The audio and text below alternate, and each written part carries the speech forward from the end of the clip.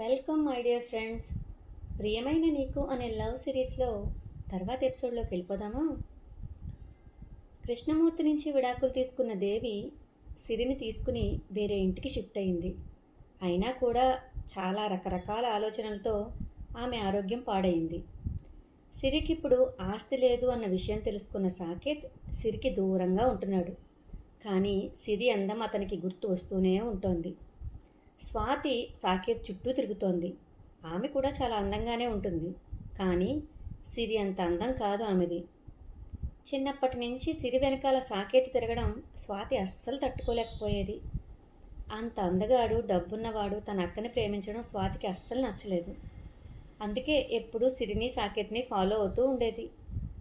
అలా ఫాలో అవడం వల్లనే ఆ రోజు బీచ్లో సాకేత్కి గాజు పెంకులు గుచ్చుకున్నప్పుడు అతని దగ్గర మంచి మార్కులు కొట్టేసింది. సిరిని దోషిగా మార్చింది. ఇప్పుడు సాకేత్ పేరెంట్స్ కూడా సిరి సాకేత్ల పెళ్లికి అస్సలు ఇష్టపడలేదు. ఎందుకంటే ఇప్పుడు సిరికి ఆస్తి లేదు కదా. తన వెనకాలే తిరుగుతున్న స్వాతిని పెళ్లి చేసుకోవాలని ఉన్నా సిరి అందం కళ్ళ ముందు నుంచి వెళ్ళడం లేదు సాకేత్కి. కృష్ణమూర్తికేమో అసలు దేవి సిరి గురించి ఆలోచనే లేదు. వాళ్ళు ఎలా ఉన్నారు, ఎలా బతుకుతారు, సిరి కాలేజ్ ఫీజు ఎలా కడతారు అన్న ఆలోచనే లేదు ఆయనకి. ఆరోగ్యం పాడైన దేవికి వైద్యం చేయించాలి, తన కాలేజ్ ఫీజు కట్టుకోవాలి అన్న ఆలోచన సిరికి వచ్చింది. ఆమె ఫ్రెండ్ హారిక ద్వారా ఒక చిన్న యాడ్లో నటిస్తే తనకు డబ్బులు వస్తాయి అని తెలుసుకుని ఆ యాడ్లో నటించింది. దానికోసం ఆమెకు 15,000 రూపాయలు డబ్బులు వచ్చాయి. ఆ డబ్బు చూసి సంతోషంతో తన తల్లికి అప్పటికప్పుడే వైద్యం చేయించడం మొదలుపెట్టింది. తన కాలేజ్ ఫీజు కూడా కట్టుకుంది. అడపాదడపా చిన్న చిన్న యాడ్స్లో నటిస్తూ తమని పోషించుకుంటూ చదువుకుంటోంది సిరి. సిరి చేసిన యాడ్స్ చూసి Jagapathi ad agency proprietor Jagan ఆమెని తన కంపెనీలో ఫుల్ టైం మోడల్గా ఉండడానికి ఛాన్స్ ఇచ్చాడు. ఆ ఛాన్స్ని మిస్ చేసుకోవడం ఇష్టం లేని సిరి అతని యాడ్ ఏజెన్సీలో చేరింది. కొన్ని రోజులు ఆమెకి సిచ్యువేషన్ అంతా బాగానే ఉంది. ఇన్కమ్ కూడా బాగానే వచ్చేది. రాను రాను జగన్ చేతలు మాటలు చాలా తేడాగా ఉంటున్నాయి. సిరితో మిస్బిహేవ్ చేస్తున్నాడు. గట్టిగా నిలదీస్తే తనతో ఒక నైట్ స్పెండ్ చేస్తే ఆమెని టాప్ మోడల్ చేస్తాను అంటున్నాడు. దానికి సిరి అస్సలు ఒప్పుకోలేదు. దాంతో ఆమెను యాడ్ ఏజెన్సీ నుంచి తీసేశాడు. అలా ప్రొఫెషన్ని ఆశ చూపించి ఆమెను లొంగ తీసుకోవాలని ట్రై చేస్తున్నాడు జగన్. కానీ సిరి అందుకు అసలు ఒప్పుకోవడం లేదు. అలా రోజులు గడుస్తున్నాయి.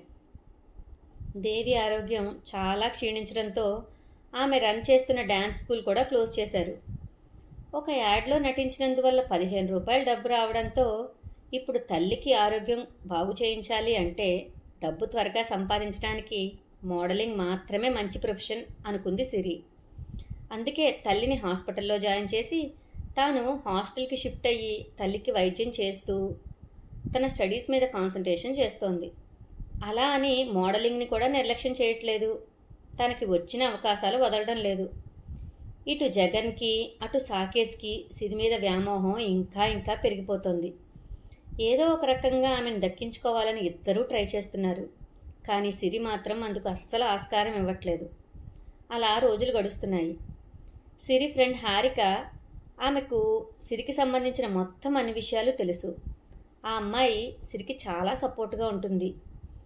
ఒక షార్ట్ ఫిల్మ్లో ఆఫర్ తీసుకువచ్చిన సంతోష సమయంలో సిరిని ఆమె స్నేహితులు పబ్కి తీసుకువెళ్లారు. పబ్కి వెళ్ళడం సిరికి ఇష్టం లేకపోయినా జగన్ని సాకేత్ని తలుచుకుని ఆ ఫ్రస్ట్రేషన్ నుంచి బయటపడడానికి పబ్కి ఫ్రెండ్స్తో పాటు వెళ్ళింది. వెళ్ళినా కూడా అస్సలు డ్రింక్ చేయకూడదు అనుకుంది. కానీ ఫ్రెండ్స్ బలవంతం మీద డ్రింక్ చేయడం తప్పలేదు ఆమెకు. సాకేత్ చేస్తున్న మోసాన్ని తన పరిస్థితిని తలుచుకుని కొంచెం ఓవర్గానే డ్రింక్ చేసింది సిరి. డ్రింక్ చేయడం అసలు అలవాటు లేకపోవడంతో చాలా వికారంగా ఉండి వాష్రూమ్లోకి వెళ్ళి ఫేస్ వాష్ చేసుకుని బయటకు వచ్చేసరికి ఎదురుగా జగన్ ఉన్నాడు. సిరిని చూసి ఆత్రంగా దగ్గరికి వచ్చాడు. వాడి నుంచి తప్పించుకోవడానికి తన ఫ్రెండ్స్ నుంచి పక్కకి జరిగి ఆ హోటల్ లాబీలో కొంచెం వెలుతురు తక్కువగా ఉన్న ప్లేస్లో కూర్చుంది. డ్రింక్ చేయడం వల్ల కొంచెం మత్తుగా ఉండి తూలుతోంది సిరి. ఈలోపు దూరంగా సాకేత్ కనిపించాడు. అతని నుంచి తప్పించుకోవడానికి ఆ హోటల్ నుంచి బయటకు వెళ్ళబోయింది. ఇంతలో ఎదురుగా గేట్ నుంచి ఫుల్ టైట్ సెక్యూరిటీతో వైట్ సూట్తో 6 అడుగుల పొడవు ఉండి 6 ప్యాక్ బాడీతో చంద్రుడు సాకేత్ నుంచి జగన్ నుంచి తప్పించుకోవడం కోసం సిరి పరిగెత్తుకుంటూ వెళ్ళి ఆ యువకుణ్ణి పట్టుకుంది. ఆ యువకుణ్ణి చూసి జగన్ ఆశ్చర్యపోయాడు, కంగారు పడ్డాడు, అక్కడి నుంచి వెళ్ళిపోయాడు. ఇంతకీ ఎవరా అబ్బాయి? హాయ్ ఫ్రెండ్స్, ఈ అబ్బాయి ఎవరో తెలుసుకోవాలి అనుకుంటే తర్వాత ఎపిసోడ్ దాకా వెయిట్ చేయండి. ఓకేనా ఫ్రెండ్స్? Thank you.